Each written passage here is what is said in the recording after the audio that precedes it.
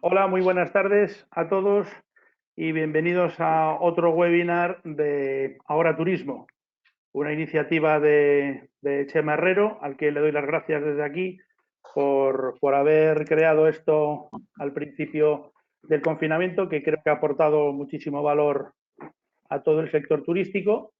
Y es una iniciativa a la que yo me he sumado con él para ayudarle a crear este foro que hemos organizado para hoy sobre esa figura jurídica que, que parece que nos va a acompañar o de la que empezamos a hablar últimamente y de la que tampoco conocemos, que es la Rebus Six Stantibus. Hoy me acompañan cuatro grandísimos profesionales como panelistas.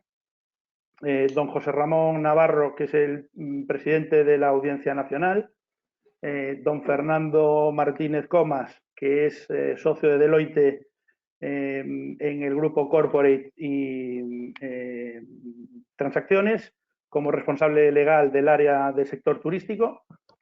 Doña Beatriz Estevez, que es profesora de legislación en el Centro Superior de Hostelería de Galicia, fue mi profesora durante mi carrera, y don Francisco de Asís Jiménez Velasco, notario de Plasencia y vicedecano del Colegio Notarial de Extremadura.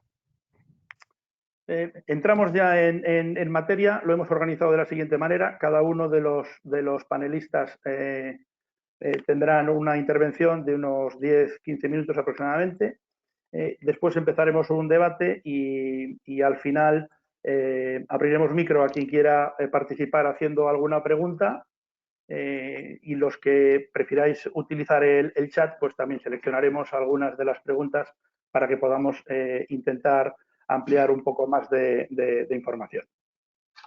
Pues bien, de la Rebus Six Stantibus yo puedo decir muy poco.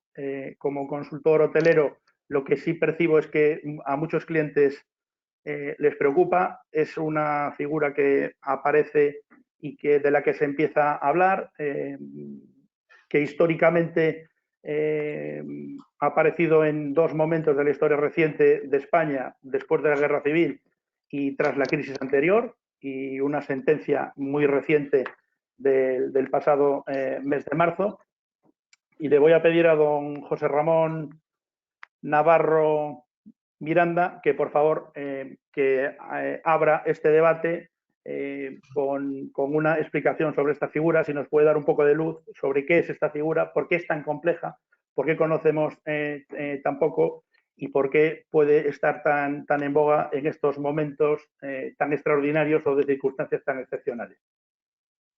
Muy bien, pues muchas gracias, Javier, por darme la palabra. Muchas gracias también por invitarme a participar como panelista en esta reunión sobre un tema que yo creo que efectivamente a partir de estos momentos o desde hace unas semanas pues va a tener gran trascendencia para el movimiento económico de nuestro país y en realidad de todos los países que son los protagonistas de esta desgraciada pandemia y que va a afectar a las relaciones económicas y, por tanto, a las relaciones jurídicas. Y principalmente también, entre otros factores, en otros sectores en el del turismo. Y le agradezco especialmente que me deje participar en este porque yo me siento especialmente ligado al factor de turismo, quizás por mi condición primero de canario y segundo porque he ejercido mi carrera judicial casi hasta los últimos 6 años, siempre en Canarias, más de 30 años, en el que he podido ver, comprobar cuáles son los problemas que tiene la hostelería, que tiene el turismo en las fases de crisis y en las fases de bonanza, digamos. Con lo cual yo creo que es una buena base para conocer cuáles son las inquietudes que pueden tener las personas y los empresarios dedicados al mundo del turismo y que cualquier cosa que desee, naturalmente estaré a su disposición de contestarle a las preguntas que quieran realizarme sobre esta institución que, como tú has dicho, Javier, poco ha tenido los tribunales oportunidad de hablar de ella para dar unas bases suficientemente sólidas para el empresario, el consumidor o cualquier persona que sea parte de un negocio jurídico o negocio empresarial pero sí quisiera más o menos, por lo menos que tengan las nociones principales de a lo que nos vamos a encontrar todos, no solo los juristas, no solo los jueces a la hora de aplicar la ley, sino también precisamente los operadores jurídicos y los operadores económicos. También le digo que esta apreciación de lo que es la rebus sic stantibus, y aquí empiezo, ya la han puesto de manifiesto los propios empresarios, los propios clientes, las propias partes, cuando están negociando y poniéndose en contacto sin hablar con ningún abogado, sin hablar con ningún juez, sin decir nada, y planteándole la cuestión a la otra parte del negocio jurídico, diciendo, oye, mira lo que ha pasado, tenemos una pandemia con la que no contábamos, ni contabas tú, ni contaba yo, hemos hecho unas previsiones absolutamente sin tener en cuenta esta posibilidad y a ver cómo arreglamos esta situación negocial que tenemos. Esa es la base real y social de lo que es la rebus sic stantibus. ¿Qué ocurre? Que jurídicamente no es tan claro, jurídicamente no es, digamos, tan fácil de determinar. Nuestro Código Civil, nuestro Código de Comercio, en general nuestras normas, parten de un principio contrario al rebus sic stantibus. Rebus sic stantibus significa algo así como, oye, mantenemos nuestra relación jurídica, nuestro contrato, mientras las circunstancias sean las que tuvimos en cuenta a la hora de concertar este negocio jurídico, este contrato, cualesquiera que sea. Nuestro Código Civil, en diferentes normas, aplican el criterio totalmente contrario, el criterio del principio de pacta sunt servanda. Es decir, lo que has pactado lo tienes que cumplir. No se puede dejar al arbitrio de ninguno de los contratantes el cumplimiento o no. En el momento que se concierta un contrato, se obliga uno a cumplir a lo que sea obligado y no puede establecer ninguna condición o ninguna circunstancia que no esté prevista en el propio contrato y, por lo tanto, digamos, el rebus sic stantibus es, por lo tanto, una norma que es contraria o por lo menos trata de equilibrar el principio general en nuestro ordenamiento jurídico contractual, que es que hay que cumplir los contratos en sus propios términos. ¿Y en qué ocasiones podemos romper el pacta sunt servanda y aplicar el principio de rebus sic stantibus? Es decir, mire usted, han cambiado las circunstancias, vamos a intentar solucionar el problema con el que nos encontramos. En primer lugar, y con el carácter, sin perjuicio de que lo haré alguna referencia técnica, en principio tiene que ser una circunstancia naturalmente sobrevenida. No estaba cuando se concertó el contrato, no solo no estaba, sino que era imprevisible, no se podía prever, era extraordinaria, muy extraordinaria, no era de un carácter más o menos poco trascendente en el aspecto jurídico o en el económico, que rompe lo que podríamos llamar la base objetiva del negocio, en lo que se estaba pensando, y que hace de alguna manera u otra desmesuradamente oneroso o incluso asumible las obligaciones que ha contraído las dos partes o alguna de ellas. Nuestra Constitución, en el artículo 9, habla del principio de seguridad jurídica, lo que hace referencia quizás más al principio del pacta sunt servanda. Sin embargo, yo creo que precisamente principios como la equidad, principios como la excepcionalidad, hará necesario que se tenga en cuenta esta norma para cualquiera de las dos finalidades que sean más justas. Dejar sin efecto el contrato o modular las prestaciones de cada una de las partes, pero no se puede establecer con carácter general en qué casos habría que dejar sin efecto el contrato, rescindirlo, resolverlo o cualquiera de las formas que se quiera de dejarlo sin efecto, y en qué casos hay que moderar, por ejemplo, suspendiendo las prestaciones de alguna de los contratantes, rebajando las mismas, etcétera, etcétera. Es decir, una modulación que naturalmente aquí habrá que hablar de equidad. Naturalmente, hay que ir caso por caso y este es el principio general si hay que aplicar si es aplicable el pacta sunt servanda, el rebus sic stantibus. Caso por caso. En la hostelería no es lo mismo que si hablamos de turismo, no es lo mismo los contratos que tiene la hostelería, por ejemplo, que tiene una línea aérea. Son totalmente contrarias, las previsiones son totalmente contrarias, las posibilidades de modificarse son totalmente contrarias. Las previsiones a corto o largo plazo no se le puede aplicar, por ejemplo, a las líneas aéreas. Fue una auténtica catástrofe el tema del 11M, en cuanto nadie viajaba en avión, se dejaron muchos contratos con líneas aéreas, influyó mucho menos en la hostelería, sino solo exclusivamente dependiente de la aviación. En nuestro país, la hostelería no solo sin lugar a dudas, mucho en Baleares, en Canarias, etcétera, lo que tiene que ver con la aviación, pero no solo con la aviación. Es decir, hay que partir de que en cada sector es totalmente diferente. Por otro lado, también yo creo que hay que introducir un elemento nuevo que, dado que estamos incorporados a la Unión Europea, en este momento es fundamental también, y así nos obliga y nos está interpretando nuestras normas, la del Tribunal Europeo, nuestro Tribunal de Justicia de la Unión Europea, de protección a la parte más débil, de protección al consumidor. Y ese también es un principio que tenemos que tener en cuenta. Una cosa será cómo podamos modular una relación contractual cuando ha venido el COVID-19 entre dos empresas fuertes, entre que no se puede considerar que son las dos consumidoras, y en contratos que hay una parte más débil, en principio, que podría ser con carácter general el consumidor. En cualquier caso, como digo, y como han empezado y digo empezado, yo no sé si empezado, porque la jurisprudencia de nuestro Tribunal Supremo ha sido, primero, cicatera, muy cicatera a la hora de entender la aplicabilidad o de aplicar el principio de la cláusula rebus sic stantibus.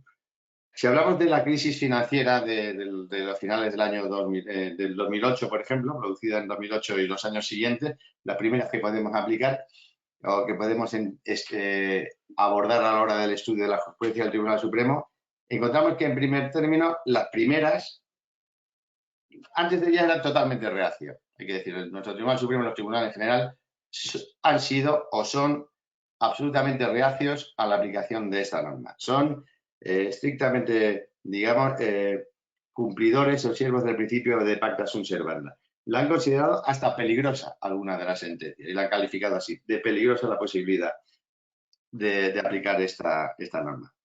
Sin embargo, ya en enero de 2013, ya aplicando alguna de las dos sentencias del 17 y el 18 de este año, empezaron a hablar de la capacidad de que una crisis pueda producir un grave trastorno o una mutación de las circunstancias que se pudieran tener en cuenta a los efectos de modificar las relaciones entre las partes. Lo cierto es que no la aplicaron estas dos sentencias diciendo que no concurrían los requisitos. En aquellos supuestos, para ejemplificar el asunto, se trataba de un consumidor que quería dejar sin efecto un contrato de compraventa de un inmueble que había comprado en una determinada circunstancia pensando que los bancos le iban a dar la financiación correspondiente, pero una vez vino la crisis, los bancos no se la dieron y perdieron la señal o las cantidades que se habían comprometido. No sería hasta dos sentencias fundamentales de 30 de junio de 2014 y 15 de octubre de 2014, estamos hablando de 5 años y pico, ya al final de la crisis, o cuando ya se habían los problemas de las crisis económicas, en que ya se empezaron a aplicar y se aplicaron por primera vez en estos dos casos con carácter general esta doctrina. Se trataba en el primer caso de un contrato publicitario en los autobuses municipales de Valencia y ahí se establecieron cuáles eran las condiciones generales de esta cláusula para poder aplicarse. Como hemos dicho, tiene que ser extraordinaria, tiene que ser imprevisible, tiene que romper el equilibrio entre las prestaciones de las partes que se tuvieran en cuenta a la hora de contratar en determinada forma y, naturalmente, y como es obvio, esa tiene que ser la razón del desequilibrio, no cualquier otra que pudiera ser la falta de pericia de uno de los empresarios o cualquier otra circunstancia. Simplemente con el que esa crisis haya producido este desequilibrio entre las partes no tenido en cuenta, y esa crisis sí se consideró en estas sentencias como sustrato suficiente para aplicar la norma. Otras sentencias posteriores, esas dos son las fundamentales, otras sentencias posteriores las se referían a ellas, pero curiosamente el 15 de enero de 2019 rompe este criterio. Esas dos sentencias son de un magistrado del Tribunal Supremo que no era de la carrera judicial, que se incorporó a la carrera judicial y que después la dejó. Pues bien, esta sentencia del 15 de enero de 2019 ya mantuvo como principio que no se puede afirmar que la crisis económica se apunte como circunstancia sobrevenida suficiente para modificar un contrato de arrendamiento. Con lo cual, tenemos dos sentencias favorables, dos sentencias que efectivamente se han hecho eco de la necesidad de adaptar por equidad los contratos a la realidad del momento, que es lo que dice esa propia sentencia, siempre que se den los requisitos de circunstancia extraordinaria, imprevisible y que afecte a la base objetiva del negocio. Y nos encontramos con esta, en principio, totalmente contraria de 15 de enero de 2019. Y para más o menos desgracia, 8 días antes del Real Decreto de aplicación del estado de alarma en nuestro país, surge una nueva sentencia, la de 8 de marzo del año 2020, del año en curso, también respecto a un contrato de publicidad de la televisión gallega, en lo que, sin entrar en el fondo y establecer cuáles serían las circunstancias que se pudieran tener en cuenta, los elementos para aplicar el contrato, establece que en cualquier caso no es aplicable esta cláusula a los contratos de larga duración. Algún contrato que se pueda considerar de corta duración no sería aplicable, no sería posible aplicar la cláusula rebus sic stantibus y modificar las prestaciones a las que están obligadas las partes o dejar en su caso incluso sin efecto. Naturalmente, si aplicamos intentando ver y acabando lo que puede venirnos con el COVID-19, naturalmente sí hay que partir de la base que es el COVID-19, ya lo ha dicho la OMS, tampoco hay que probarlo. En el momento que vayamos a los tribunales es un hecho notorio lo que es el COVID-19. Son circunstancias extraordinarias, generales, externas e imprevisibles. Eso fue el COVID-19. Y fue repentina y abrupta, también podemos decir. A la vista de esto, en cualquier proceso, es decir, esto lo la demanda a las partes si va a un tribunal ordinario, se va a seguir por los procedimientos cualquiera, el ordinario, irá al juzgado de primera instancia en principio, irá luego en apelación a la audiencia provincial correspondiente, a la sección civil y luego a la sala primera del Tribunal Supremo. Será el mismo procedimiento, por el procedimiento que corresponda según la cuantía y no va a haber ningún problema. Y naturalmente la pretensión que se pueda deducir será bien la resolución del contrato, la rescisión o dejar sin efecto, o bien a la adopción de medidas modificativas, correctoras, compensatorias o de cualquier otro tipo. En cualquier caso, lo que sí, visto lo restrictivo que es, visto que sin perjuicio de eso, ahora el COVID-19 yo creo que tiene unas circunstancias mucho más claras que fue la crisis económica anterior para poder aplicar esta norma. Si se dan estas circunstancias y yendo caso por caso, pues se abre efectivamente una vía que, como dice el propio título, podría ser un salvavidas para las partes, para los empresarios, los consumidores, etcétera, etcétera, que han visto totalmente desarboladas sus pretensiones y sus visualizaciones de sus movimientos económicos por el COVID-19. Con esto, como cualquier pregunta que quieran hacerme, pues espero haber dejado más o menos claro lo que es la cláusula, lo que se puede conseguir con la misma, con, desde luego, la poca seguridad que hasta ahora nos han dado los tribunales en esta materia. Muchísimas gracias por haberme escuchado estos minutos. Muy bien, muchísimas gracias, don José Ramón. Don Fernando Martínez, desde Deloitte, ¿cómo están viendo en este panorama de excepcionalidad, desde que empezó el decreto de alarma, cómo están viendo desde su firma los conflictos que se están generando? Perfecto. Muchísimas gracias. Gracias, Javier, y gracias a don José Ramón Navarro por la explicación técnica y yo creo que muy clarificadora de la rebus. Yo, Javier, contestando a tu pregunta, es lo que voy a intentar hacer en los próximos 10 minutos y, desde luego, os dejo abierto el tiempo que queráis para hacernos las consultas que podáis estimar. El planteamiento que os quiero hacer es que hemos visto, contaros básicamente, lo es muy fácil, contar la historia de los 2 últimos meses y cómo hemos estado interactuando con nuestros clientes, qué situación se han encontrado desde el día en el que se declara el estado de alarma y cómo llegamos hasta ahora. Como ha explicado muy bien don José Ramón Navarro, y yo lo explico por descarte, ante esta situación, cuando los clientes nos han preguntado específicamente, hoteleros, es el primer punto nace con los contratos de arrendamiento hotelero, nos preguntan nuestros clientes, ¿qué hago con la renta? ¿La pago o no la pago? La respuesta inicial que damos a los clientes y que planteamos aquí es que los pactos están para cumplirse, es decir, el pacta sunt servanda, como decíamos. Primer punto, mira el contrato, leamos qué dice ese contrato, veamos qué se prevé en ese contrato veamos si se ha previsto que pueda suceder una circunstancia de este tipo, si hay algún tipo de cláusula MAC, de que haya un cambio en las circunstancias que merezca, que amerite modificar las prestaciones.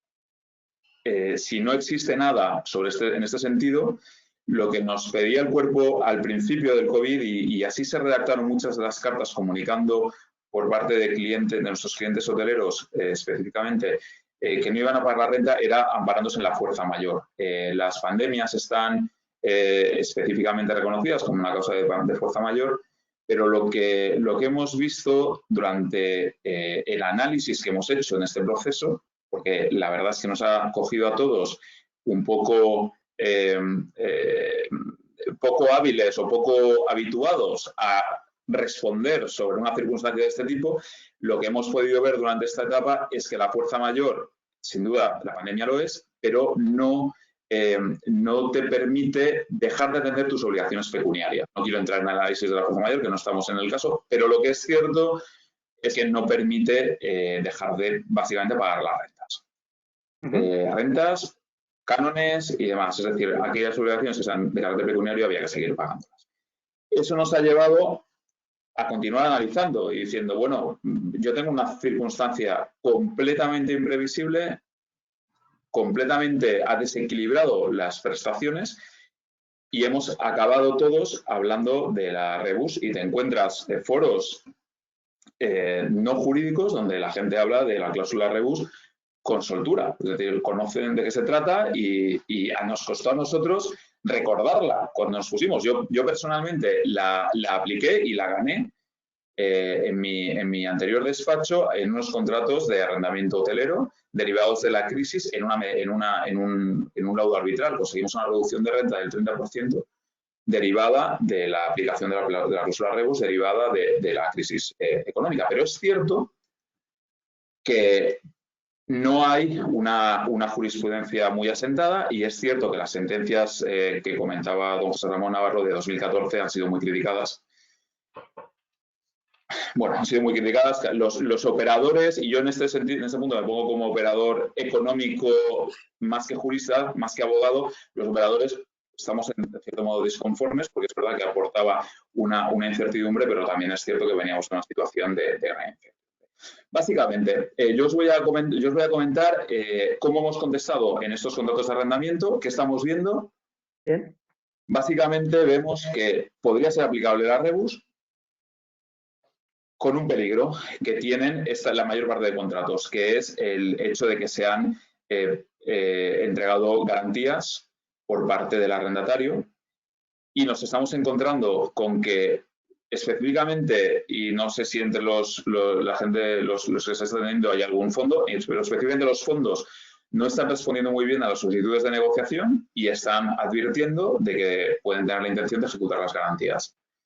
Mientras que los operadores más particulares, propietarios de menor número de activos, sí están atendiendo a negociaciones. Y eso yo creo que Beatriz entrará más tarde en ese ámbito. No quiero entrar ahora.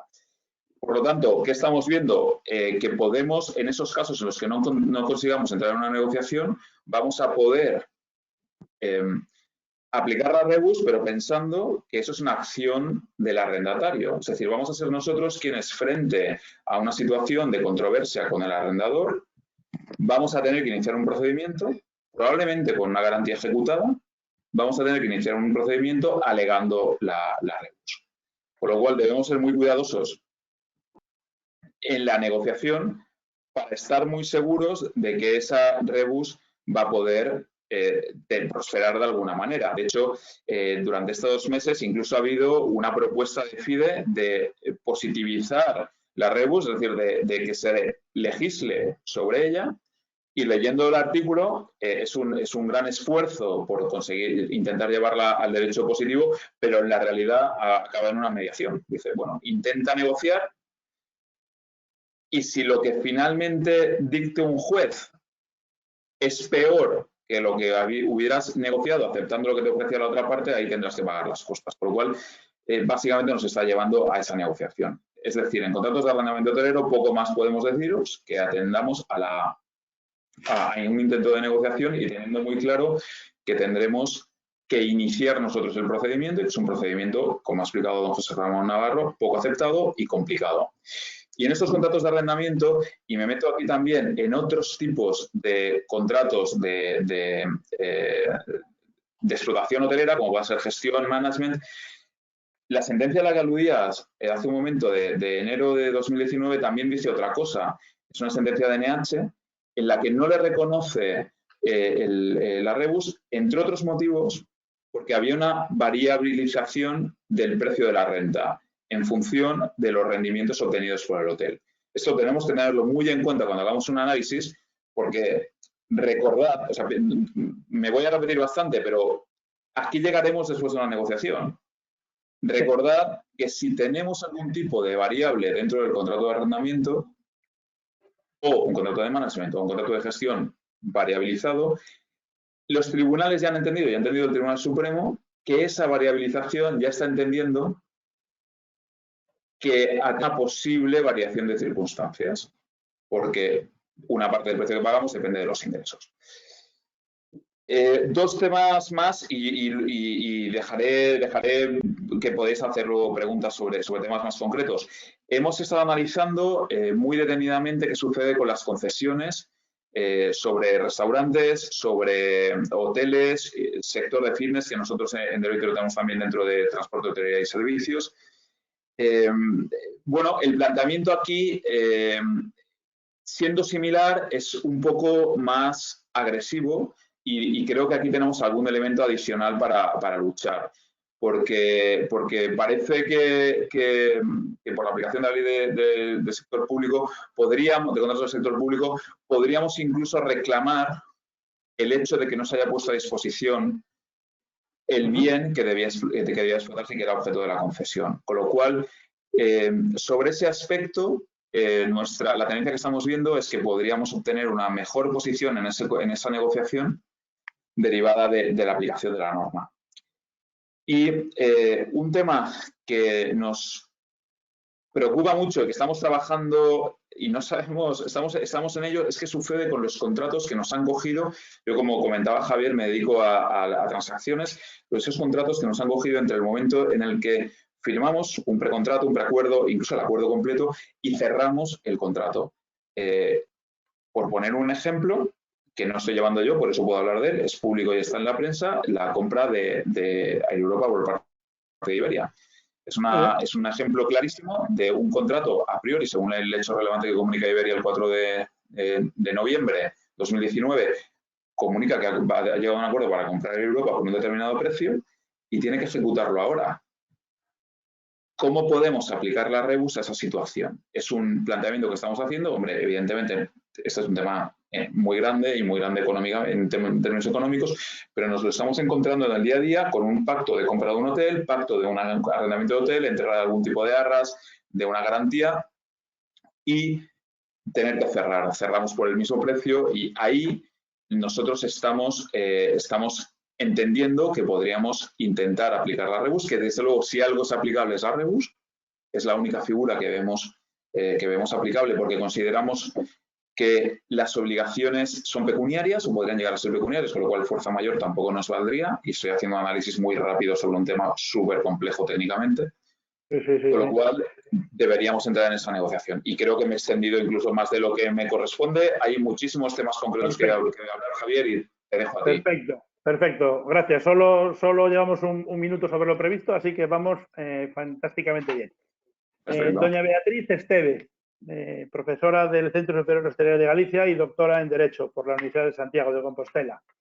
Nos va a hablar sobre la alternativa a esos procesos o esos procedimientos judiciales de los que nos acaba de hablar Fernando Martínez y más enfocados a la negociación.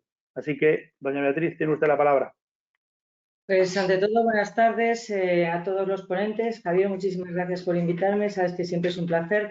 A mí me toca hablar de algo que han surgido ya en las ponencias, tanto del señor Navarro como de Fernando Martínez, que es la negociación, porque creo que estamos justamente en la época en la que esta va a ser la palabra clave, pero lo hago desde la perspectiva de explicar de la forma más sencilla posible, intentando ajustarme al tiempo, sobre el tema de la mediación como un instituto de resolución de conflictos en la empresa.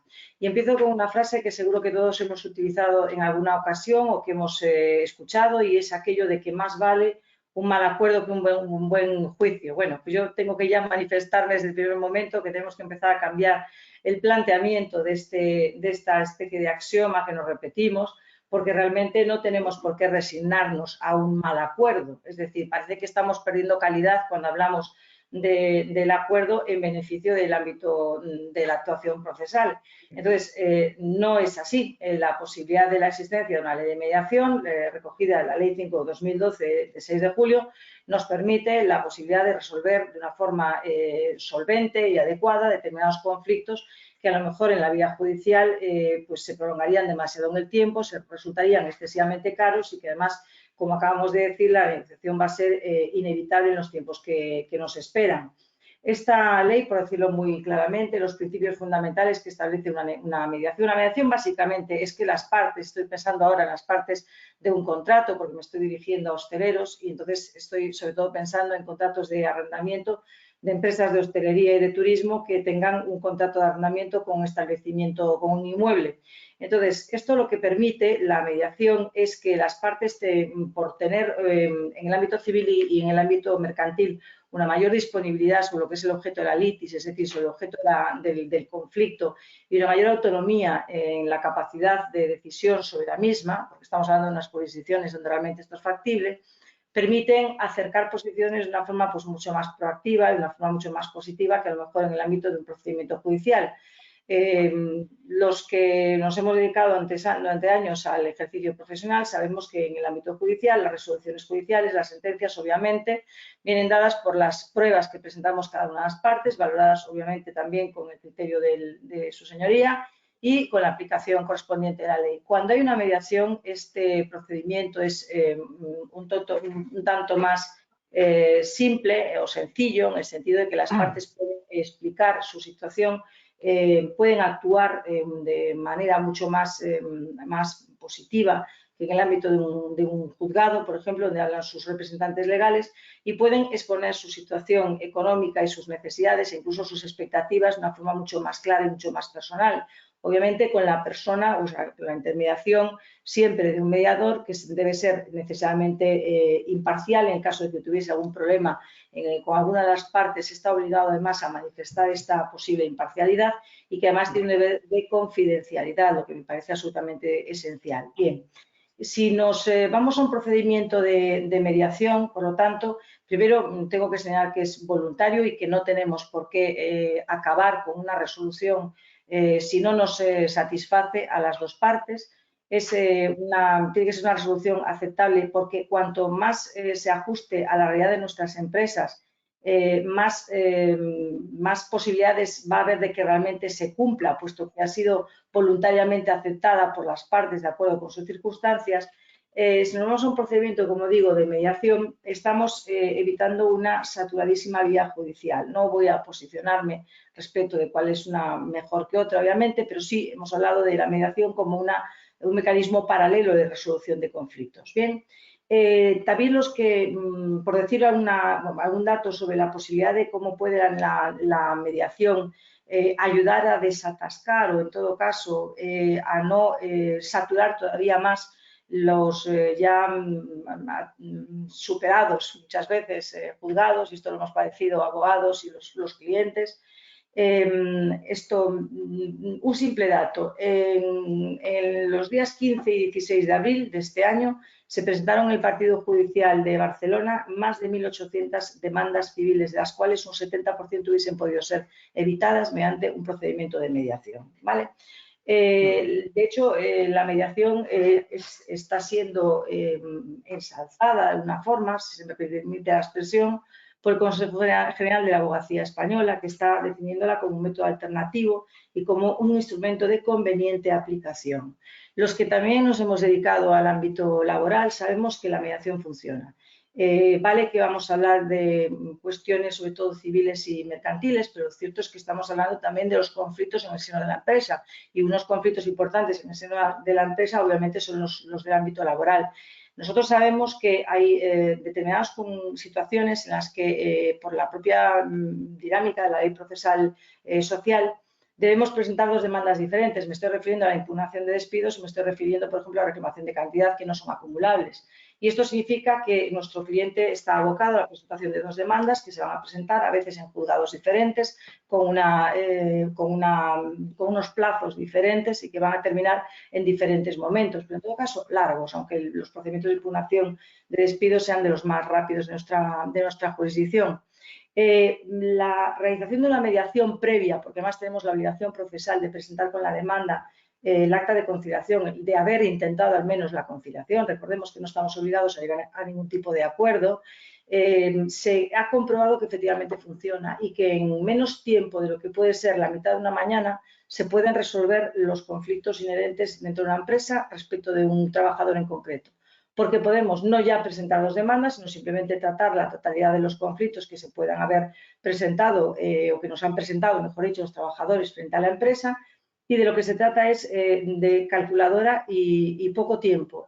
Calcular cuáles son los conceptos que supuestamente el trabajador nos reclama, calibrar o valorar el ámbito económico de los mismos y proceder o no al pago o establecer un sistema de pago. Como digo, en menos de la mitad de una mañana hemos resuelto dos conflictos que en la vía judicial implican dos procedimientos diferentes. Yo creo que esto ya es bastante ejemplarizante de lo que puede ser la mediación previa a un procedimiento. Bien, la hostelería sufrió un golpe tremendo con una orden que se publicó el 19 de marzo que ordena el cierre de los establecimientos turísticos y hosteleros. Y además lo hace sin establecer en ese momento, lo hace después, a partir de un Real Decreto Ley de 21 de abril de este año, no establece ningún tipo de sistema económico para paliar las deficiencias, los problemas, las dificultades que conlleva cerrar tu establecimiento. Es decir, el establecimiento se queda cerrado, la hostelería mayoritariamente y enormemente disciplinada lo que hace es cerrar su establecimiento, pero lo que no se tiene en cuenta en ese momento es que hay unos gastos fijos. Y uno de los gastos fijos más altos que puede tener en un momento dado un establecimiento turístico es justamente la renta que tiene que pagar a la propiedad cuando no tiene ingresos para efectuar la misma. Esta situación intentó paliarse. Ahora sí me gustaría que me dieseis entrada para enseñaros un PDF sencillito. Muy bien. Creo que lo vais a poder ver. ¿Lo veis? ¿Lo podéis ver? Aún no. Daniel, ¿nos puedes activar? No os preocupéis porque después lo puedo indicar perfectamente. ¿Has dado a mostrar tu pantalla, Beatriz? Pues déjame que vea. Mostrar pantalla. Espera. Ahora le doy. Ya está. Ahora, perfecto. Ya la estamos viendo. Ahora puedo, ¿verdad? Sí. Sí. 2-3 minutos. Muy sencillo. Sí, aquí tenemos algunas de las conclusiones a las que llegó el clúster de turismo de Galicia. Los subrayados en amarillo son cosa mía, las conclusiones son suyas.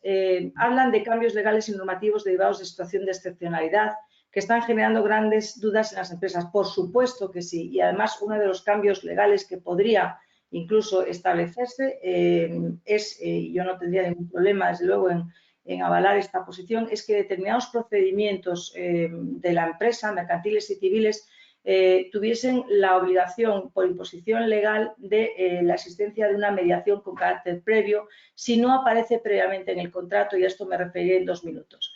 Evidentemente, la hostelería gallega ya se ha dado cuenta de la necesidad de la renegociación de contratos ya con proveedores por las caídas en facturación y la rentabilidad, y habla de reorientación de modelos de negocio. Bien, esto es lo que quería indicaros porque con el decreto del 21 de abril, y voy a intentar terminar, sí se establecen algunas medidas para paliar la situación económica que produjo la orden del 19 de marzo.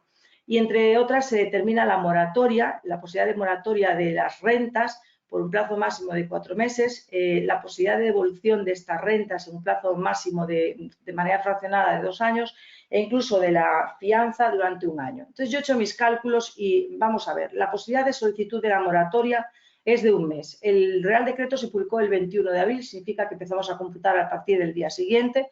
Desde el 21 de abril al 22 de mayo, cualquiera de los empresarios, de los dueños de inmuebles que nos están escuchando, saben que pueden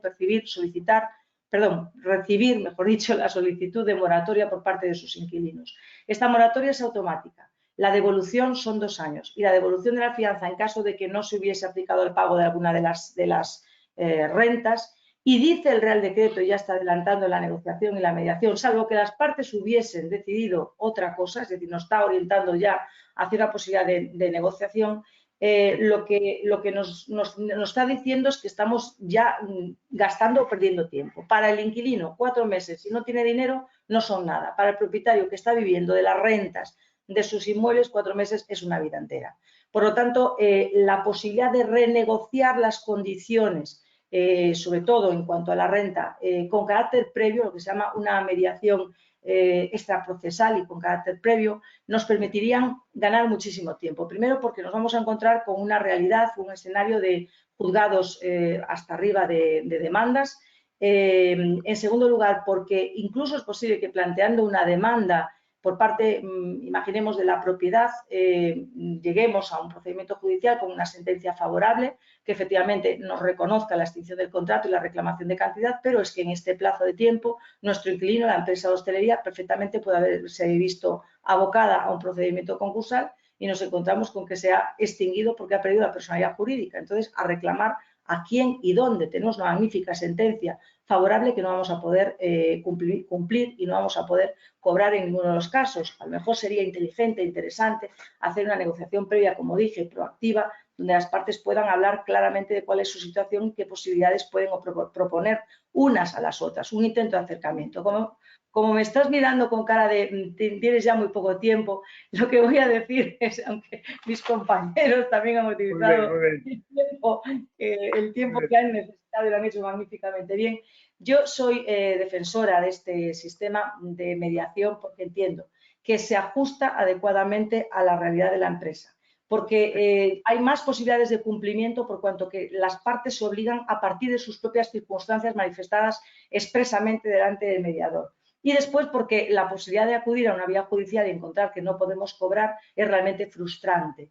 El clúster de turismo hablaba de la renegociación, del cambio de los contratos. Yo hablo de un cambio dentro de nuestra figura de abogados y de asesores, en el sentido de que yo, por ejemplo, me he pasado toda la vida blindando los contratos de arrendamiento con cláusulas para su cumplimiento.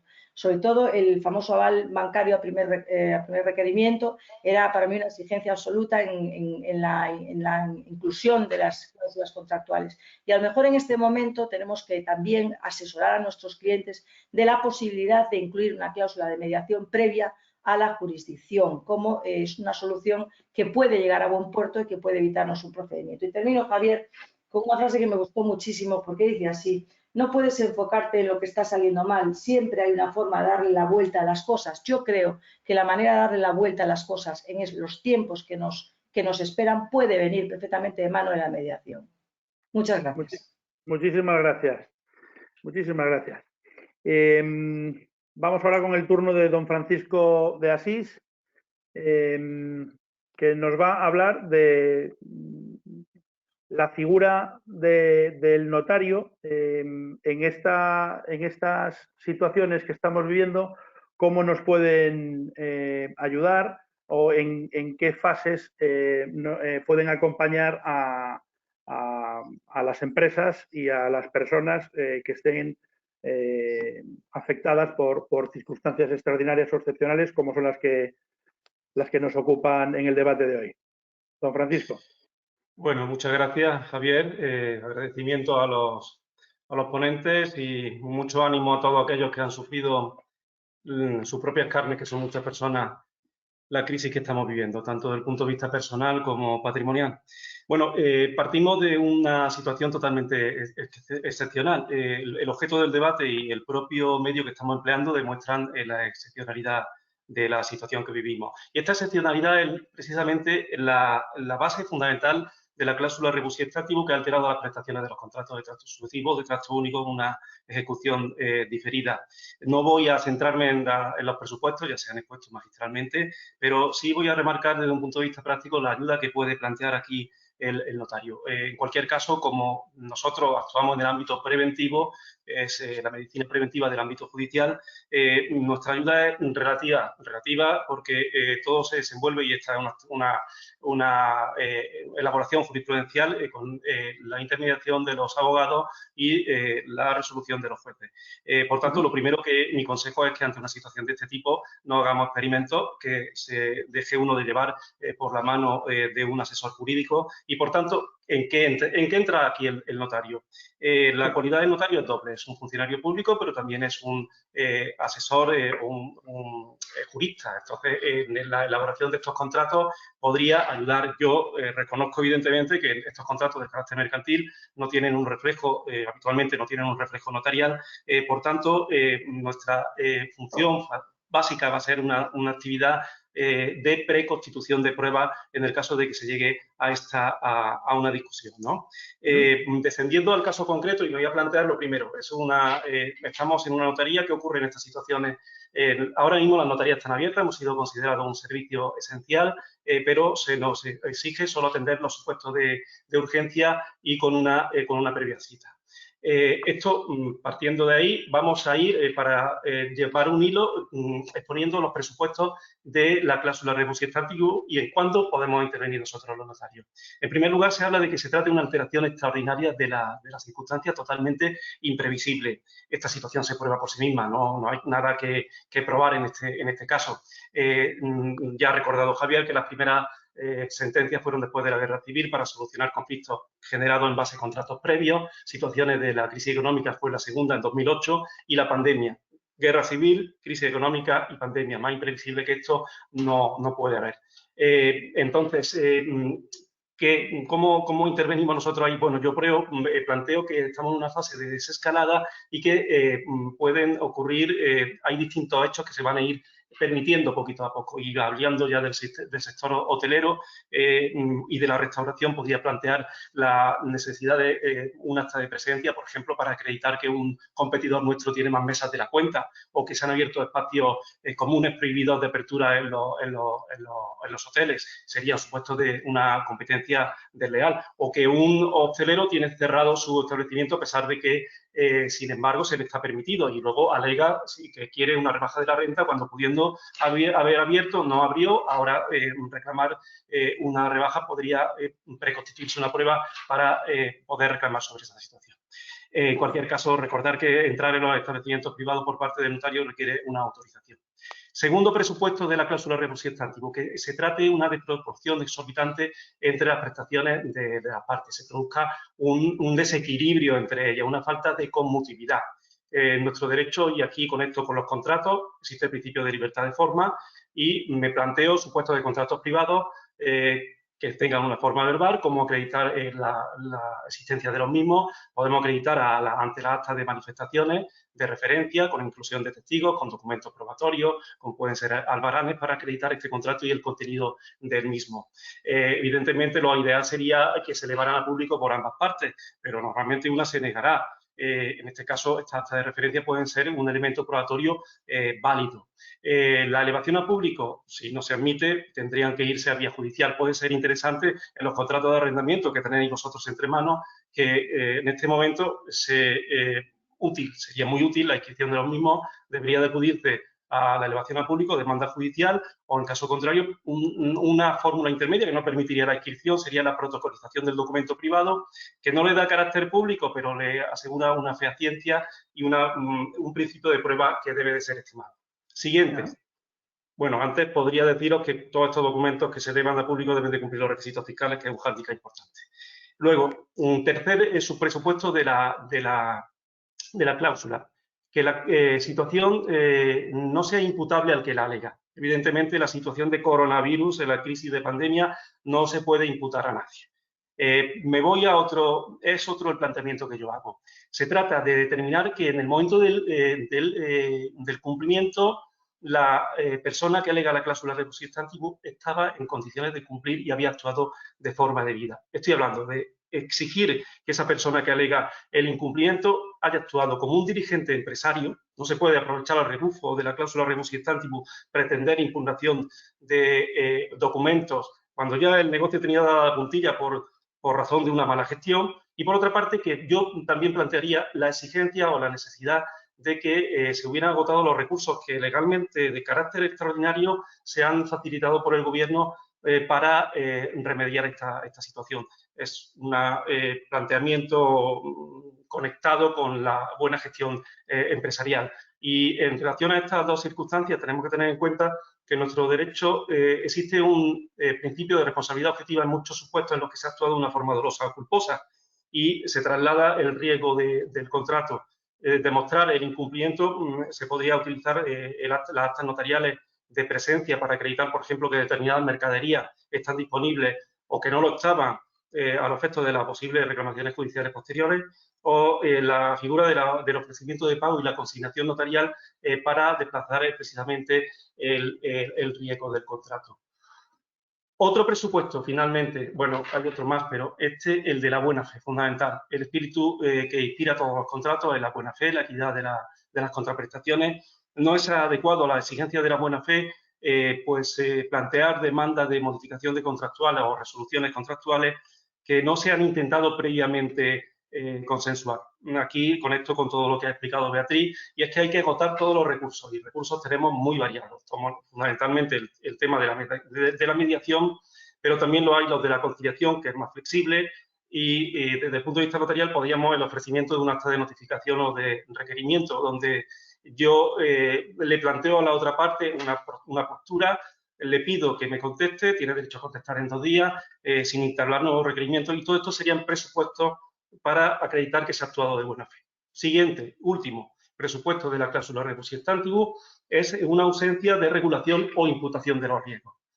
Aquí fundan 2 principios, como ha dicho don José Ramón. El principio del equilibrio de las prestaciones, que conecta con el de la buena fe, y por otra parte, el principio del cumplimiento de los pactados. Pacta sunt servanda.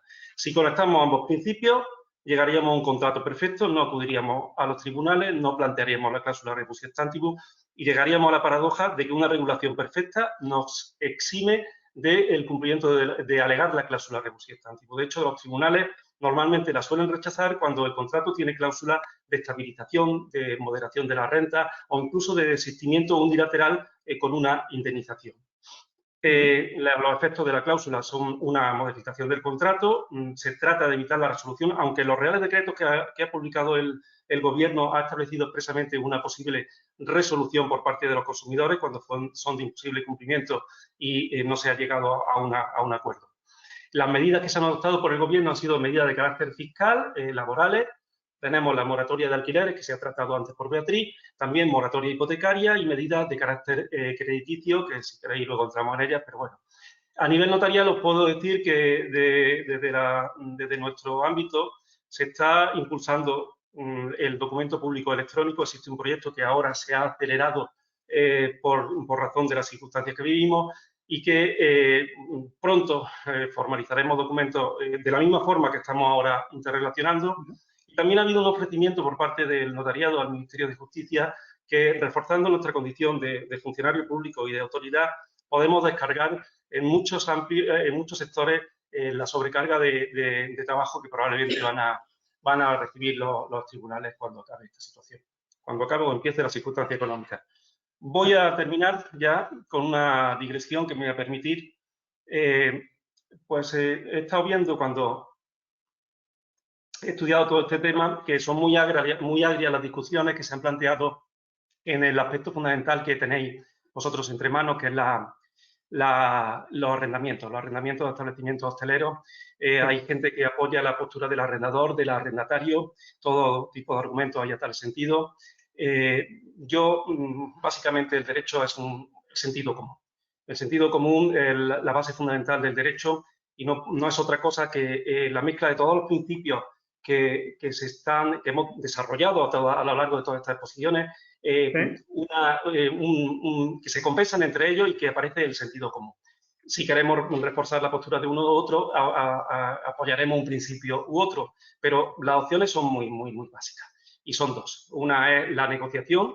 Debemos de entender que esta situación ha afectado a todos los sectores, propietarios, arrendatarios, en sus intereses económicos y en su vida personal, y llegar a un acuerdo, o bien acudir a los tribunales, que nos hagan ver, aplicando el sentido común, que el sentido común en este ámbito podríamos denominarlo cláusula rebus sic stantibus, que ante una situación tan extraordinaria como la que vivimos, los riesgos no se reparten, sino que se comparten.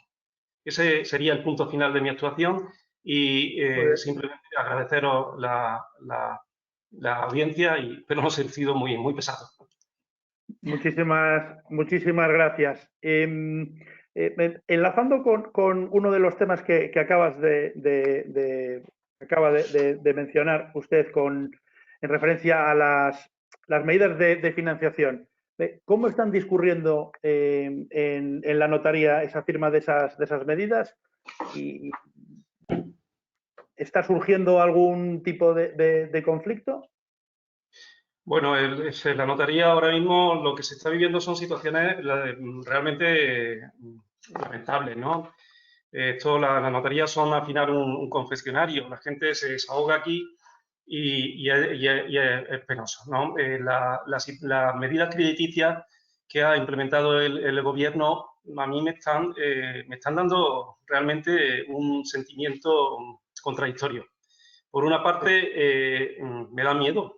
La mayoría de las medidas crediticias del gobierno han sido préstamos a 5 años con una carencia de 1 año y el aval del 80% de ICO. Los empresarios se han lanzado hacia ese tipo de financiación. Sí. Me da un resquemor, por una parte, porque dentro de 1 año, cuando se termine la carencia, van a tener que amortizar unas cantidades que dan miedo. Y, por otro lado, me da esperanza porque imagino que han hecho sus cuentas. Imagino que habrán hecho sus cuentas y verán que hay una posibilidad a futuro de devolver todo lo que ahora se está generando de deuda. El otro temor que yo tengo es que se esté utilizando este tipo de financiación para tapar agujeros anteriores, algo que está expresamente prohibido por los decretos de financiación. Mucho me temo que esté ocurriendo eso y que cuando llegue el momento de amortización, pues a ver de dónde salen los recursos. En este sentido, yo creo que ICO estará vigilante y podría ocurrir que suprimieran el aval del Estado si se han cumplido esos presupuestos del 80%. Algunos pensarán que bueno, a mí eso no me afecta porque la garantía la pierde la entidad. No. Ojo que hay un artículo del Código Civil que en caso de pérdida de garantía precipita el vencimiento de las obligaciones y se podría exigir el cumplimiento íntegro de ellas.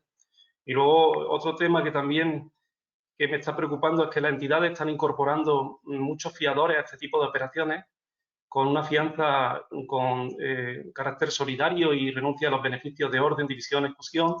Y bueno, está ahí el aval de ICO por el 80%. Ante un incumplimiento, no sé cómo actuarán las entidades, pero sería deseable que en su documentación no se estableciera la renuncia a estos beneficios, por lo menos el de división. Claro. Son problemas que me estoy aquí imaginando sobre la marcha, pero que son delicados para un futuro. O sea, que se están pidiendo avales solidarios por el 100% de la deuda cuando ya tiene el banco el 80% respaldado por ICO. Correcto, con renuncia a los beneficios de división, que en definitiva es decir, vamos a repartir entre ICO y otro. Y bueno, entiendo que el Código de Buenas Prácticas Bancarias no llevará a ejecutar esos avales al 100% contra los coavalistas, ¿no? Entiendo, porque volveríamos a la pesadilla de la falta de transparencia y toda la historia que hemos vivido no hace poco. Muy bien. Muchas gracias. Tengo una pregunta para don José Ramón Navarro. De contratos, hemos escuchado mucho de los contratos de arrendamiento, pero ¿a qué otro tipo de contratos podría afectar una posible aplicación de la cláusula rebus sic stantibus. Contratos de comercialización, por ejemplo, que existen entre algunas propiedades hoteleras con turoperación, es decir, con mayoristas que firman contratos de garantías de ocupaciones por 4, 5, 6 años, por ejemplo. Incluso podría llegar a afectar a un contrato de financiación. ¿Qué nos puede decir al respecto? En principio, según la jurisprudencia, es necesario un contrato de tracto sucesivo o de tracto instantáneo con ejecución diferida a lo largo del tiempo. Y que no sea de corta duración, que es la última sentencia de apenas unas semanas. El ámbito, lo que ha dicho y cualquier otro que reúna esas condiciones. De larga duración, tracto sucesivo o tracto instantáneo con ejecución diferida en el tiempo. ¿Hay algún criterio para valorar qué es largo plazo y qué es corto plazo? El último, curiosamente, el de la sentencia de hace unas semanas, mantiene que es de corta duración un contrato de arrendamiento de 2 años que había sido prorrogado por 1 más. Ajá. Yo creo que ese ya no es de corta duración, pero bueno, este es el caso que contempló la sentencia. Yo creo que habrá que ir caso por caso, que era lo que yo quería decir. Cuando viene un cambio radical en los negocios y en la ejecución de los negocios, como ha pasado ahora con el COVID-19, yo creo que nos vamos a replantear grandes cosas. Y al final, era lo que decía también don Francisco de Asís, aplicar el sentido común en toda esta materia, ver esta cláusula, es de las pocas cláusulas que nos permiten aplicar el derecho en equidad, que está prohibido por el resto de la legislación, pero la base está en la equidad. Oye, vamos a partir de lo que se trata de no aplicar la rebus sic stantibus en los contratos de cumplimiento instantáneo o en compraventas en el que juega la teoría de los riesgos o la fuerza mayor o otras instituciones jurídicas. En los contratos de larga duración, y lo que vamos a ver, y no hay que ir supuesto por supuesto, no se puede dar una resolución ministerial de tracto sucesivo de suministro de más de 2 años sí, de menos de 2 años no. Hay que ir caso por caso. Pero vamos, en principio con esa norma general. Muy bien. Doña Beatriz, ¿qué tipos de mediación existen? ¿Hay algún tipo de proceso establecido? ¿Puede ser una negociación voluntaria o existe la mediación judicial o extraprocesal, creo que se llama? A ver, hemos hablado de la mediación, o yo he hablado de la mediación en el ámbito civil y mercantil, aunque me he permitido hablar de la conciliación, como bien se matizó, en el ámbito de la jurisdicción laboral. Pero bueno, por simplificar, podemos hablar de una mediación procesal, una mediación extraprocesal, o mejor dicho, intraprocesal, en el sentido de que la propia ley de mediación en el ámbito civil y mercantil establece la posibilidad de que las partes puedan, no sé si lo dije, solicitar la suspensión del procedimiento, o sea, con el procedimiento ya iniciado y entender que esa cuestión debe ser objeto de resolución por un procedimiento de mediación. Pero es que el propio juez puede también decidir en un momento dado que el objeto que se está discutiendo es más... se puede resolver mejor en el ámbito de la mediación que en el ámbito de un procedimiento judicial. Y de hecho, por lo que yo estuve investigando, incluso el Consejo General del Poder Judicial editó una guía práctica de la mediación civil y mercantil con protocolos de actuación, justamente cuando los tribunales consideren que el conflicto debe ser resuelto en la mediación o que incentivan que los propios jueces en según qué casos el recurso a la mediación. Y por supuesto está de la que yo he hablado prioritariamente, que es la extraprocesal, un poco como un mecanismo paralelo para evitar justamente el ámbito de los tribunales. Bien. Hablaste de la voluntariedad también, de la voluntariedad. Es el principio fundamental por el que se rige la mediación y ahí está su debilidad y ahí está su fortaleza. La debilidad, obviamente, no podemos forzar a nadie a un procedimiento de mediación, salvo que, como hemos dicho, haya una modificación legislativa o en los supuestos que la ley establezca o cuando el contrato, como decía yo al final, tenga en su clausulado la obligatoriedad de acudir a la mediación con carácter previo. Pero si no, la mediación per se es un mecanismo de resolución completamente voluntario. Eso es la debilidad. La fortaleza, también lo he explicado, cuando las partes tienen la posibilidad de explicar su situación y de intentar buscar una solución de equidad, realmente hay mayor voluntad de aceptación y de cumplimiento de la resolución a la que se encuentre. Entre otras cosas, porque si no se está de acuerdo con esa resolución, nadie, ninguna ley te va a obligar a aceptarla. Muy bien, muchas gracias. Don Fernando, usted habló antes de las garantías de los contratos.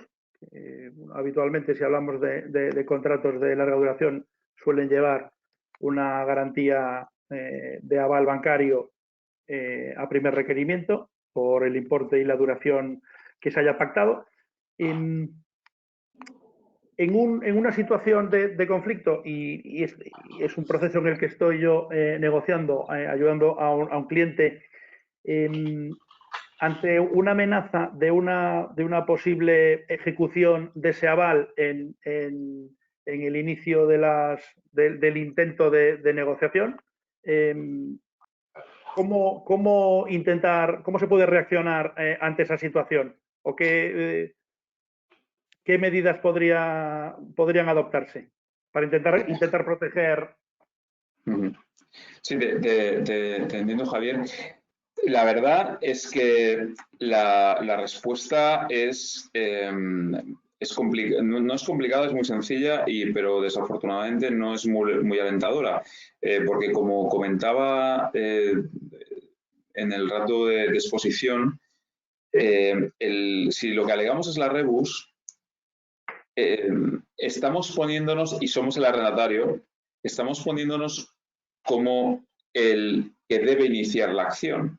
Es decir, nos encontramos en una situación en la cual el arrendador, intentamos iniciar una mediación o una negociación con el arrendador se cierra en banda. Lo que ha sucedido en la mayor parte de casos es que comunicamos que no podemos pagar la renta y, de hecho, dejamos de pagar la renta en la mayor parte de los casos, y el arrendador nos dice que va a ejecutarnos la garantía. Normalmente el plazo de ejecución de la garantía varía 2-3 meses de impago. Ahí es cuando se empieza a abrir la ventana de ejecución de la garantía. Y lo que haríamos, y lo hemos comentado con varios de nuestros clientes, y es lo que vamos a tener que hacer, es iniciar un procedimiento buscando la aplicación de la rebus inmediatamente, y en ese procedimiento solicitar como una medida cautelar la imposibilidad de la ejecución de esa garantía. Es lo que se nos ha ocurrido. Pensad que estamos creando sobre la marcha. Es decir, jamás pensábamos que ante esa situación, que nos fuéramos a encontrar en esta situación y que tuviéramos que contestar a esta situación. Entonces, esta es un poco la solución que estamos encontrando práctica ahora mismo. Muy bien. ¿Y creéis desde Deloitte que es mejor apostar por una negociación ahora para el periodo de excepcionalidad, que en nuestro sector pues, puede llevarnos a año y medio, o intentar plantear una negociación de cara a una rebus de planteamiento total y a largo plazo? A ver, nosotros estamos recomendando a todos nuestros clientes la negociación, absolutamente. La negociación, porque la situación, y que como ha explicado muy bien Beatriz, sería llegar a una mediación. ¿Por qué? Una negociación y, si en su caso, una mediación. Porque lo que nos tememos es que los juzgados van a estar colapsados en el corto y medio plazo. Y además, los antecedentes no son buenos. Es decir, venimos de una crisis económica de 2007-2008, donde estamos teniendo resoluciones en 2014. En ese momento ya han cambiado mucho las circunstancias, ya no nos ayuda esa sentencia. Comentamos con clientes que van a tener que ir probablemente depositando la renta, van a encontrarse con conflicto constante con el propietario. Es decir, nuestra recomendación, negociar absolutamente. Claro, como decía durante la exposición, nos encontramos, y es un hecho, y probablemente algunos de las personas que están escuchándonos se encuentran en esa situación, de que hay arrendadores que son gestores profesionales de activos, fondos, que no atienden a una negociación, pues porque no entra dentro de sus parámetros financieros negociar esto y exigen el cumplimiento. Y consideran que encontrarán otro arrendatario. Lo cual da, que no quiero enrollarme mucho aquí ni enredarme mucho, lugar a algo que habíamos comentado contigo, Javier, ¿qué sucede con esos nuevos arrendatarios que van a entrar en este contrato con un precio muy reducido? Si yo como gestor del activo dentro de 3 años voy a estar reclamando un incremento de la renta porque firmé con unas circunstancias de coronavirus, que me imagino que eso no pasará, pero a ver qué pasa, ¿no? Pero bueno, esa es la situación que estamos encontrando, Javier. O sea que tu recomendación sería, en caso de llegar a ese, digamos, a la ausencia de voluntad por otra parte de negociar, iniciar el procedimiento, ¿no? Sí, absolutamente. Tenemos que hacer algo. Es decir, iniciar el procedimiento para prevenir la ejecución de la garantía. Y si quieres, de hecho estoy viendo que hay una pregunta que es sobre este tema y la contestamos ahora mismo dentro del chat, que nos preguntan qué sucede si puedes dejar de pagar la renta en un contrato de arrendamiento de un negocio y si el hecho de que haya una causa de fuerza mayor exime la aplicación de la rebus. Pues la respuesta es clara y muy, desde nuestro punto de vista es clara. No puedes dejar de pagar la renta. Como hemos dicho, la rebus no te exime de nada. La rebus es algo que tú vas a alegar, no hay una regulación ni una tipificación de ella. Y el hecho de que exista una cláusula de fuerza mayor no te va a impedir. Hay que ver el contrato, hay que ver lo que dice, que no confundamos fuerza mayor con una cláusula MAC o una cláusula MAE, pero en principio no te exime de solicitar la obligación de la rebus. Y la fuerza mayor, que es lo que podrías alegar para intentar dejar de pagar la renta, precisamente las obligaciones pecuniarias hay que atenderlas. Por lo cual, lo único que tienes que hacer es seguir pagando la renta, con lo cual todo te lleva a esa negociación de la que hablaba Beatriz. Muy bien, muchas gracias. No sé si alguien de la audiencia quiere solicitar entrar por audio y hacer alguna pregunta a alguno de nuestros ponentes. Sí, deciros que tenemos muchas preguntas por escrito, algunas muy largas. Si queréis participar vía micrófono, simplemente levantáis la mano accionando un iconito que hay con una mano levantada y yo os abro el micro. Siempre es mejor hacerlo vía micrófono. Daniel, ¿hemos perdido la cámara de don José Ramón? Sí, es lo que he visto que... José Ramón, ¿estás ahí? Sí, estoy aquí. ¿Se me oye? Vale. Sí, se te oye, pero la cámara se ha ido a negro. Desde hace unos minutos no me veo yo en la pantalla. Sí, te la voy a reactivar otra vez. Voy a quitar yo, a ver si te volvemos a recuperar. Me doy a compartir mi cámara web, pero no me parece que... No, sigues en negro. Bueno, te oímos perfectamente, a lo mejor le da y apareces otra vez. Bueno, vamos a ver. Tengo manos levantadas aquí. A ver, Xavier, que has hecho un par de preguntas. Vamos a ver, te abro el micrófono. Hola, Xavier. Buenas tardes. A ver, soy Xavier, soy director jurídico de una cadena hotelera de unos 15 hoteles, de los cuales hay 10 en España, y tenemos pues 8 contratos de arrendamiento, de LAO, con aval a primer requerimiento, de directamente ejecutables, muchas veces en una sola renta impagada. Desde el minuto 1 estamos negociando. Comparto muchísimo la opinión de Beatriz sobre el decreto del 21 de abril, que es totalmente tarde, ineficaz y muy mal redactado.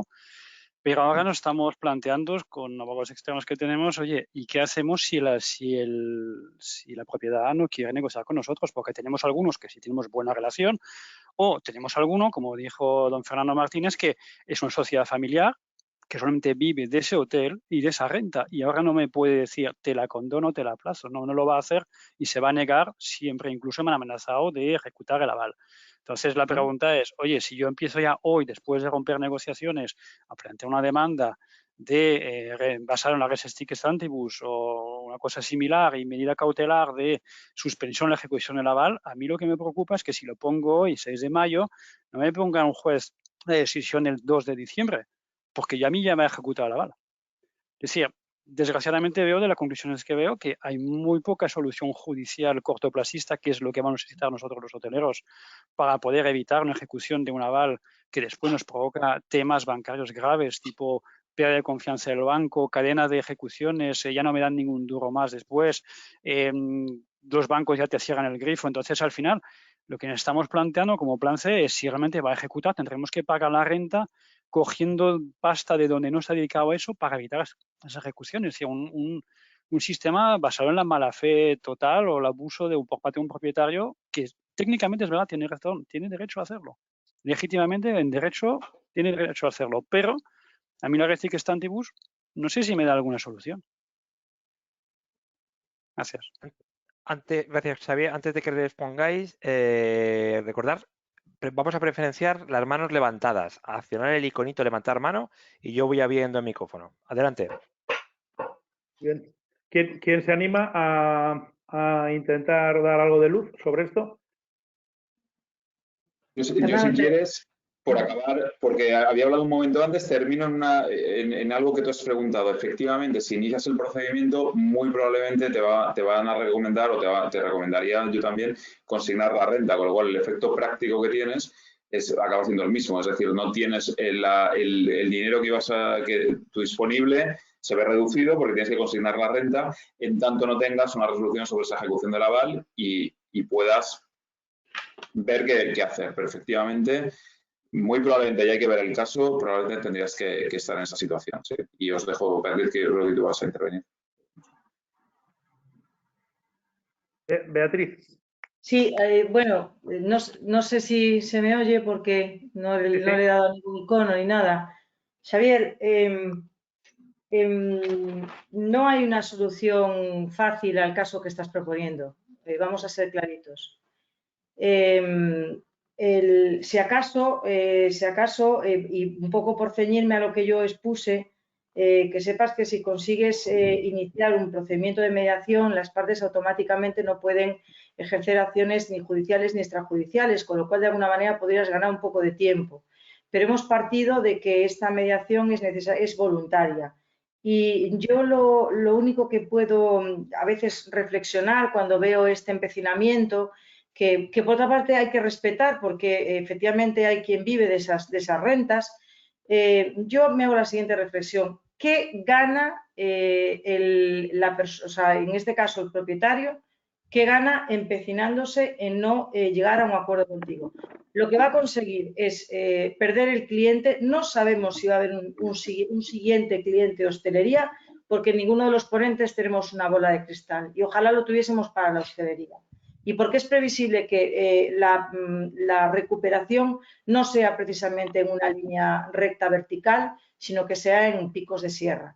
Entonces, la única opción que podemos es, y evidentemente si se empecina, la solución ya te digo desde ahora que no pasa por ningún tipo de imposición, siento ser así de clara, pero sí la reflexión de que a ver si tiene un nuevo inquilino, y en segundo lugar, que se gana con un empobrecimiento mayor en el entramado empresarial de este país, que ya bastante castigado está.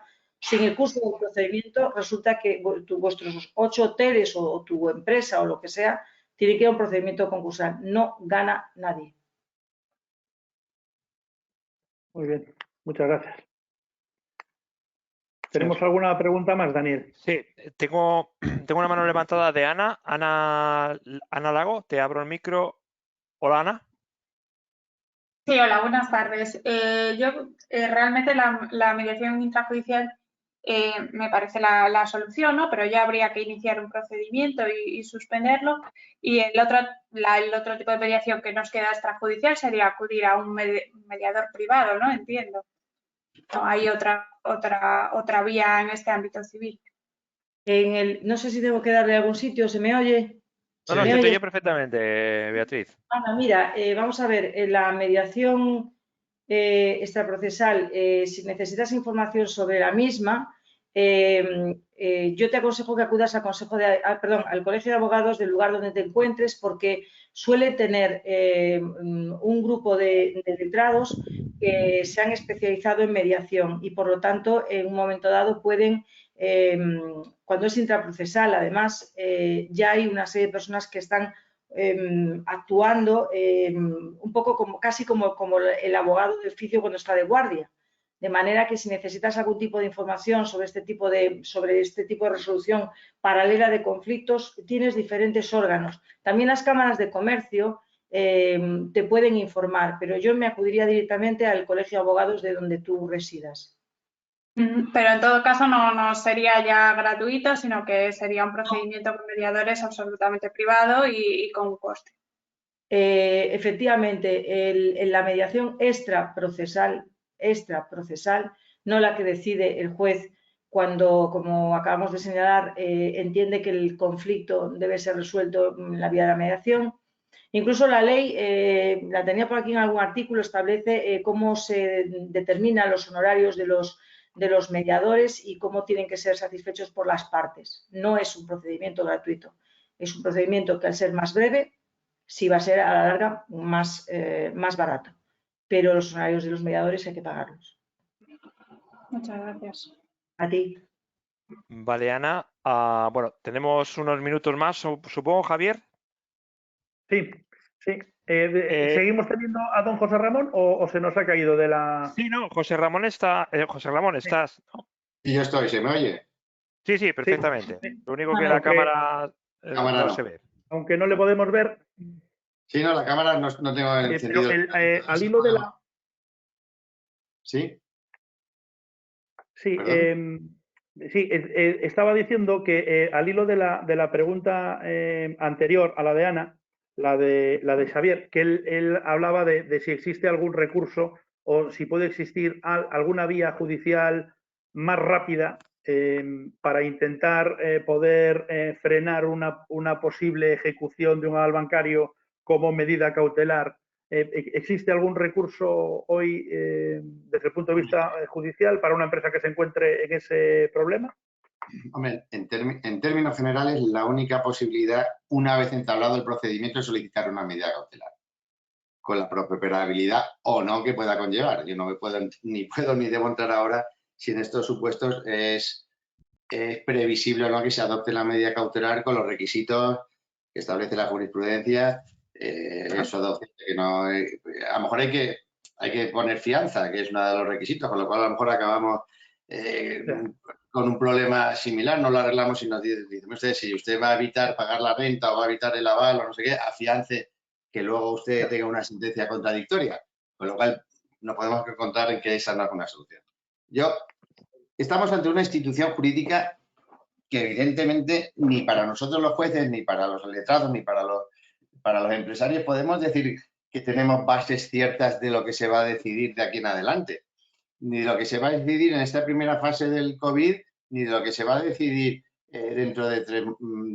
¿Qué ocurre cuando llegue un acuerdo? Que yo creo que la solución ahora mismo es el acuerdo mientras es el preferible para todo el mundo. Vamos a ver, también hay que partir de una base, que yo solo quiero ser sincero con todo el que me está viendo. Me temo que los tribunales van a estar colapsados cuando levantemos la tercera o cuarta fase del proceso, o la que sea, pero muy colapsados. Lo cual eso significa dos cosas. Que por un lado parece que la mediación es mejor para ustedes y es mejor para nosotros, mejor para la sociedad en general, pero que también el hecho de que hay colapso en los juzgados es un arma que tiene una de las dos partes que quiere la mediación para llegar o no. Porque si usted no va a llegar a los tribunales en mucho tiempo, con lo cual se lo van a aprovechar el que quiera que eso le beneficia. Por lo tanto, ante la incertidumbre de lo que nos espera, yo creo que la rebus sí que está en vigor, por desgracia, digamos, inmediata. Solo va a servir y va a servir mucho para próximos desastres económicos o jurídicos en que ya definitivamente yo creo que la jurisprudencia va a resolverlo. Pero yo creo que la propia negociación, la propia mediación, incluso el arbitraje, que lo que yo supongo que los mediadores son más favorables a la mediación, pero el arbitraje es una solución también que se puede imponer por reglas de equidad y no de derecho, y que si las partes se someten se acaba el tema más o menos rápidamente, en que el recurso a los tribunales luego es muy difícil. Es cierto que luego es difícil la ejecución de los laudos, pero mire, la mediación tiene una ventaja. Ustedes no sé si saben que hay una asociación europea de jueces para la mediación que entiende que lo mejor es la mediación, el GEME. Yo creo que, vamos a ver, una mediación, aunque fracase, hace que ya se hayan acercado posturas, que las partes se hayan entendido, que las partes se hayan escuchado y una tercera persona haya puesto de manifiesto de una forma más o menos objetiva en los puntos de vista de la otra. Y en el caso de que se llegue a una mediación, lo que sí les garantizo es que la ejecución no va a tener ningún problema porque se ha mediado. Y si no se llega a una mediación con éxito, se han acercado mucho la postura de las partes y va a ser mucho más fácil el procedimiento judicial. Por lo cual, yo sí entiendo que la mediación en estos temas en que hay una situación en que las partes conocen mucho mejor que el juez cuál es la situación empresarial. ¿Cuál es lo que le estaba comentando ahora? Bueno, ahora mismo es que un juez a lo mejor ve la situación de un arrendamiento de una determinada forma, pero no vemos qué ocurre si ese arrendamiento, ni tenemos obligación de saberlo, si ese arrendamiento luego incluso va a ser más favorable cuando pasen 6 meses y resulta en que el COVID ha girado de otra forma, en que ya la pandemia desaparece. Ahora, si aquí es que esto puede desaparecer pasado mañana con una vacuna, o podemos estar 5 años con este problema. Entonces, este es el momento que no podemos solucionar los jueces y que cuando se pacte en un contrato de larga duración, se pacte todo. Se pacte cuál es la solución mientras esto está así, mientras aparece la vacuna y qué ocurre si le interesa a las partes cuando se revivifica la normalidad jurídica y empresarial. Yo creo que por esto la mejor solución económica y social es la mediación. Perfecto. Muchas gracias. Daniel, ¿tenemos alguna mano levantada más? Bien, a ver, bueno, os recuerdo, tenemos unos minutillos. Si queréis levantar la mano, accionando el icono levantar mano y así, pues Javier no tiene que leer las preguntas. Vale, pues Javier, hay una alguna pregunta en el chat, creo, sí. Hay una pregunta en el chat sí, que hay dice, un par de preguntas que he trasladado al chat. Dice, un contrato de arrendamiento con 15 años de duración del que se han consumido 2/3 del mismo, quedando por consiguiente 5 años de contrato, ¿se entendería como de larga duración?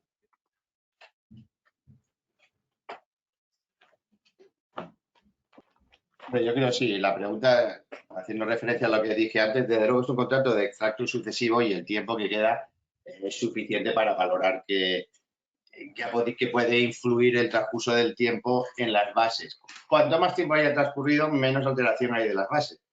Cuanto más tiempo quede de transcurso, más fácil es pensar que se ha roto las bases objetivas del negocio. Eso al final va a quedar en valoración judicial y en principio yo no lo descarto. No lo descartaría por ese hecho. 3 años en esta situación es mucho. Vale, muy bien. Y hay una segunda pregunta. Dice, si un establecimiento hotelero es declarado servicio esencial y por consiguiente está abierto para atender a sanitarios, militares, etcétera, ¿podría el arrendatario instar la cláusula rebus en esta situación sabiendo que aunque está abierto los ingresos continúan siendo residuales?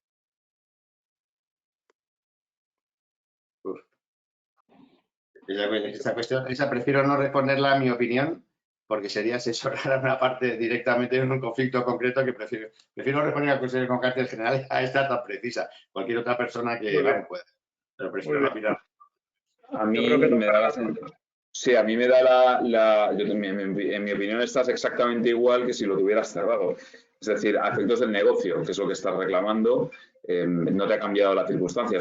El establecimiento está abierto, pero no está abierto con el fin y con su objeto. No está un establecimiento hotelero en ese momento, sino que es una residencia, un local de acogimiento y demás, pero no es un negocio. De hecho, yo tengo varios clientes cuyos establecimientos han sido declarados esenciales.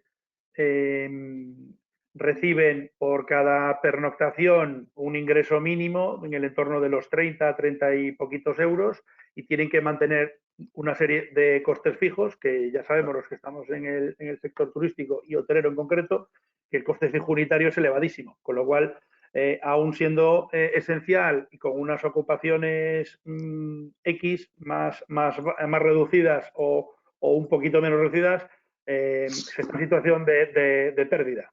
Con lo cual, yo entiendo también, yo estoy en línea con Fernando que habría que valorar el caso en concreto, pero que hay poca diferencia entre que lo tengas abierto y cerrado en las circunstancias actuales.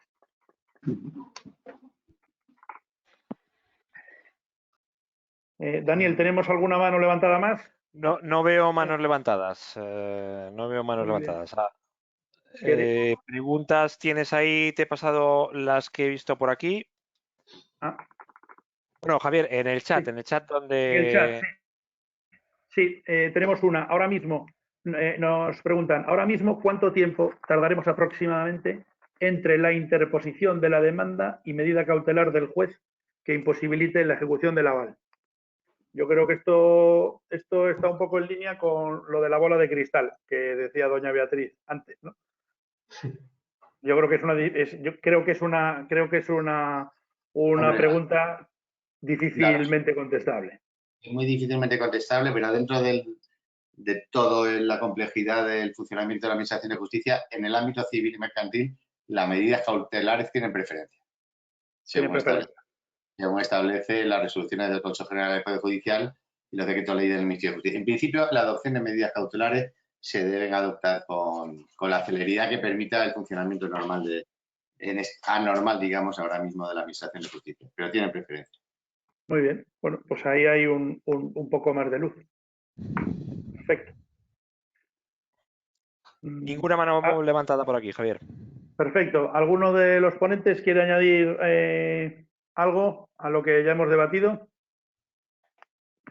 Pues yo quiero daros las gracias a todos y además me voy con la sensación de que he aprendido bastante más de lo que he podido aportar. Muchísimas gracias. Perfecto. Pues por mi parte estoy agradecidísimo de que todos ustedes hayan podido participar y compartir con el sector hostelero y turístico a nivel nacional este webinar. Y para terminar, simplemente recordar la traducción de lo que quiere decir la rebus sic stantibus en latín. Yo soy de letras mixtas y me gustaba mucho el latín y he desempolvado algunos de los textos y es estando así las cosas. Esa vendría a ser un poco la traducción. Así que estando así las cosas y sacando en conclusión que la negociación y renegociación y el intentar llegar a acuerdos debería ser el camino, aunque vemos que tenemos